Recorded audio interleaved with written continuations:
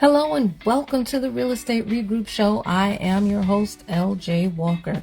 Today we're going to cover ways in which you can use real estate, or one way, rather, in which you can use real estate to cover your children's educational expenses. Okay? So there is something called the coverdell ESA, Educational Savings Account. I spoke about this years ago, but since we have a new administration and the laws have changed again, and they probably will again in the future, I decided to revisit and speak on this again as well. Sort of give an update. All right. So the ESA, the Educational Savings Account, is only for education. It's for tuition, it's for books, uniforms, supplies, tutoring. If your child goes to boarding school, it also pays for room, board, and meals. So it's not only for college, unlike the College 529 plan. It's for kindergarten all the way up to college. So that is the primary difference between the two. But the other difference is this: you can actually buy and hold real estate in this educational savings account. You can no longer do that with the College 529 plan. In the past, with the College 529 plan, you used to be able to, let's say, buy property, but your child had to live in that property. And then they could rent out either the other rooms or rent out another apartment. And then that money would grow in that ESA account tax-free. Well, that's out. That is no longer the case. What you can do is you can buy real estate within the ESA plan. Okay? And unlike the past, it has now expanded to 18 states. Before, it was only in 13 states. All right. It is limited to people who make $190,000 to $220,000 a year. Again, the income varies state by state. What's universal is that the maximum you can put into it is $2,000 a year. Okay, so you might be saying to yourself, hey, I got a kid who's 17 years old. I just heard about this. How can I really do anything if the limit is $2,000 a year? Well, you can invest in what is known as a REIT, a real estate investment trust.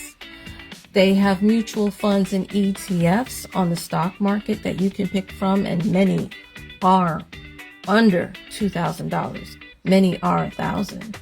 You can also buy a fraction of the mutual fund as well. That's another way to do it. There are crowd funds out there that, again, are less than $2,000. The crowd funds invest in real estate. You can also buy tax liens and tax deeds, particularly on land.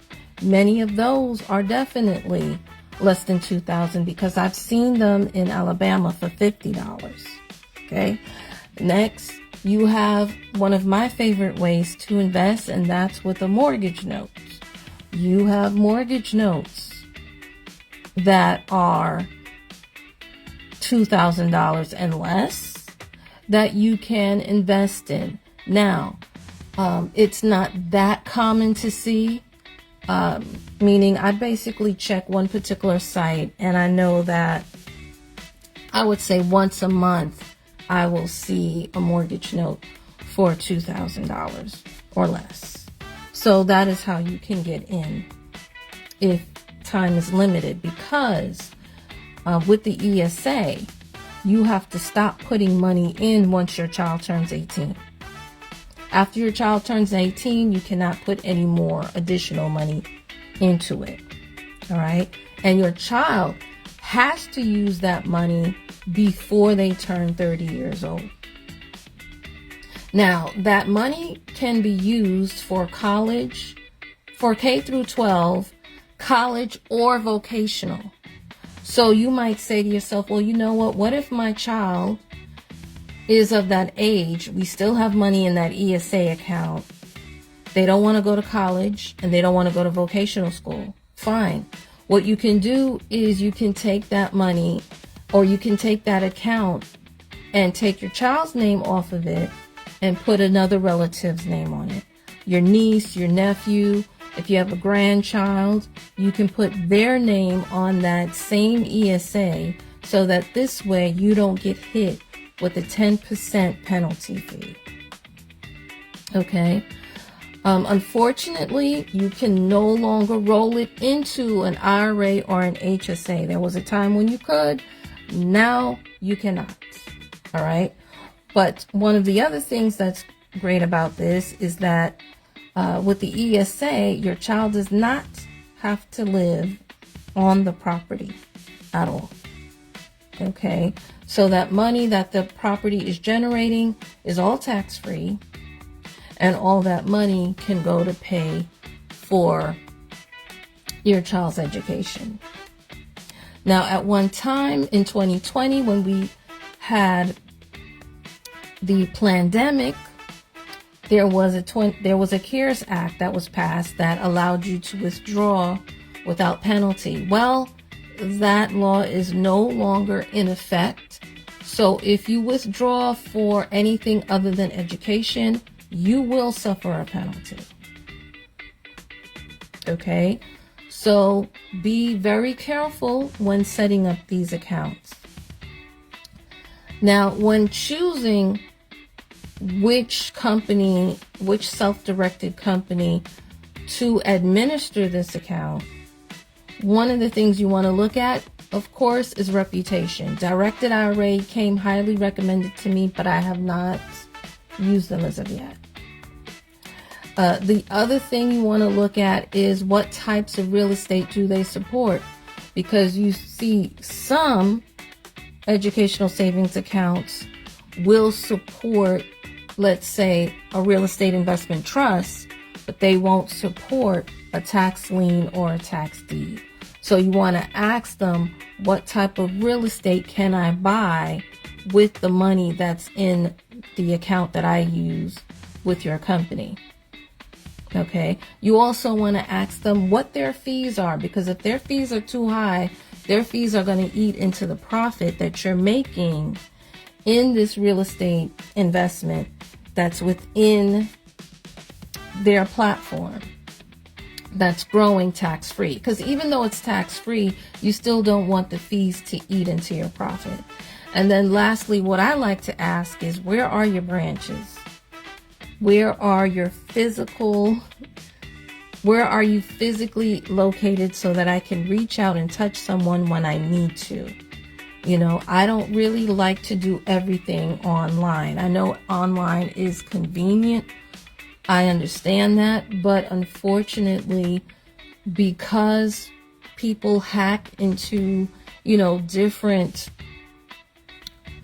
companies lately and all kind of strange things are going on, I still like to invest or do business with companies that have physical branches, particularly if the physical branches are near where I live. Okay? So guys, the other thing that I want to let you guys know is, as far as whether or not this vehicle or this way is best for you, I highly suggest you get yourself a tax attorney or a financial planner or financial advisor to advise you whether or not this will work for you and how this will work for you, how much you should put in, because even though $2,000 is the maximum, maybe $2,000 is too much for you. Maybe you should only put $1,000 in or less. You understand me? Because personal finance is personal. So that's really why I recommend that you go down that route. Not just for me and my videos, but anybody's videos on YouTube and any information on the internet, period. You want to definitely check in with a tax attorney, licensed and also licensed, certified, and you want to check with a licensed financial advisor. And next, and this is definitely last, is you want to speak and check in with your elected officials whenever they have an open forum, because the educational savings account and the College 529 plan are still in limbo with the government. They don't really know how they want to deal with it or how they want to move. You have the Republicans feeling one way. Many of the Republicans are for the 529, but they're not for the ESA. And then you have many Democrats also. I would say more of them are probably pushing for the ESA, but as far as, you know, the limitations and things of that you may agree with or you may not agree with, go to these forums and voice your opinion. And then also vote accordingly as well. That is, if you value your children's education. Okay, guys, so that is all I have for you today. Hopefully the information that I've shared will help you make smart financial moves. Feel free to pass this amongst your friends. Remember, each one, reach one, teach one. Bye for now. Until next time, have a good night.